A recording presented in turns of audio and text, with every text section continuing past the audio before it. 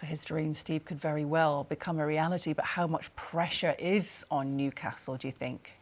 Well, there's pressure, but you'd prefer that rather than actually playing from now at the end of the season with just nothing to play for. You know, they've worked ever so hard this season, done ever so well this season to get to this point. I mean, it would be heartbreak for them, really, if they didn't get into the Champions League spot. But it's in their hands. We know it is going to be a difficult game against Brighton. We've seen how Brighton played against Arsenal. But having said that, we've seen Brighton, how they played against Everton. So, you know, it is one of them occasions where it'll be absolutely jam-packed at St James's, you know, with the flags and the scarves and stuff like that. Atmosphere will be absolutely superb. But as a player, you want to play in these games, and because the rewards are absolutely fantastic. Do you think, though, they will have a real boost off the back of that big win at Arsenal after there was that terrible defeat to Everton? It wasn't expected, but they'll be sort of high on the momentum and the confidence from that more than anything. Yeah, I mean, they've got good players. And we've seen that this season. We've seen some of the performances this season have been absolutely outstanding. I mean, yes, they've had some maybe not so good performances, but it just goes to show what they're capable of. Eddie Howe, the manager, and the players will be well aware of that because, as I said, there will be a threat, and they can 100% cause you problems. But if Newcastle do the job that they've pretty much done all this season, then you would probably think that they would get the 3 points. But definitely a difficult game. Right, Brighton and Leicester at home, followed by Chelsea away to finish the season.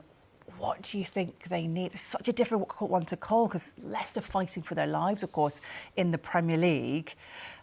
And then, of course, Chelsea. You never know what to expect from Chelsea. You don't. No, I mean, obviously, last game out for Newcastle were at Leeds, of course, under Sam, and they managed to get a point there. But yeah, tough games. Tough games. You would have thought 2 wins, but that would be 2 really good wins. You would have thought, do Liverpool on the run that they've had, seven games on the bounce, they would be favourites as such for their last 2 games. But having said that, they've got Aston Villa, who are in decent form themselves. And since Unai Emery has gone into there, he's turned it around. But tonight, if they can get 3 points tonight, that's a big, big statement. And that helps them massively because if they don't get anything tonight or a draw, then the pressure's on because obviously then they start looking at Liverpool. We've seen what it's done to the city, to the fans, to the atmosphere at St James's since the takeover, enjoying the success in the Premier League. What would Champions League football mean to the city? Wow. I mean, I was lucky enough to be at the club when we had Champions League there.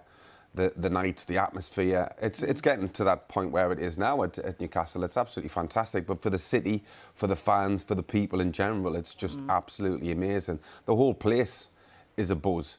I didn't think they'd get in Champions League spot. I have to be honest. I thought, you know, top 10, maybe the 8th would be a great season. But what they've done is absolutely fantastic. But if they can finish it off and get Champions League football next season, wow, I think that is a top achievement.